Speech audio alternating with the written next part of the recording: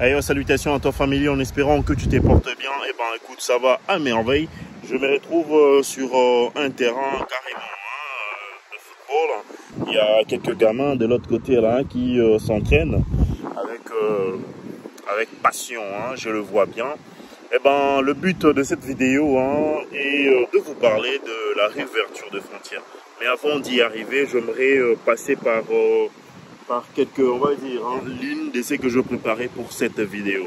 En fait, avant d'avoir la date qui est confirmée pour la réouverture des frontières, j'ai dû contacter autrefois des universités. Pourquoi? Parce que il y a tellement d'informations qui sont diffusées sur le net et qui sont erronées par rapport à la réouverture des frontières. Les universités auxquelles, on va dire, j'ai déposé mon numéro de téléphone, mes contacts, mes coordonnées, m'ont contacté aujourd'hui. Aujourd'hui à 9 h, j'aurais dû réaliser cette vidéo depuis. Alors j'ai un tout petit peu tardé parce que j'étais occupé. Et là, je suis en possession de l'information tant attendue par tout le monde. Et ben, ce que j'ai remarqué est que n'importe quelle vidéo que je publie en ce moment, il n'y a que cette question qui revient à chaque fois. Et ben, gardez votre mal en patience, comme j'ai l'habitude de le dire, puisque déjà la réouverture interviendra dans si peu carrément. Cette année, ne vous l'aurez réellement pas.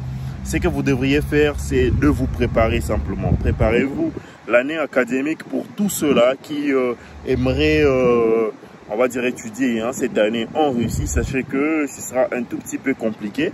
Déjà, pourquoi? Parce que même si la réouverture des frontières, on va dire, serait effective, normalement, le lancement des invitations ne se feront que l'année prochaine. L'année prochaine, je m'explique, en janvier, au mois de février carrément. Pourquoi? Parce que la réouverture des frontières serait effective, bien évidemment, cette année. Mais l'émission des invitations se ferait l'année prochaine. Parce qu'il y aura des restrictions en rapport avec soit le nouveau vaccin, soit avec certains pays. Ce n'est pas toute l'Afrique également qui serait autorisée à pouvoir venir. La réouverture des frontières s'est fait mollo, petit à petit, on va dire. C'est tout un processus. Pourquoi? Parce qu'au jour d'aujourd'hui, on compte plus ou moins une vingtaine de pays qui ont été autorisés.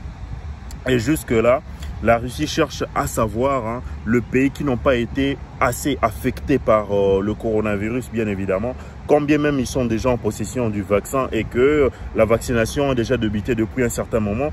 Mais sinon, concernant la réouverture des frontières, parce que l'Afrique est bel et bien concernée par cette fermeture, puisque le pays qu'on a connu étant assez fermé, au jour d'aujourd'hui, ça se libéralise peu à peu. Donc voilà, en fait la date de la réouverture des frontières interviendra le 9 novembre.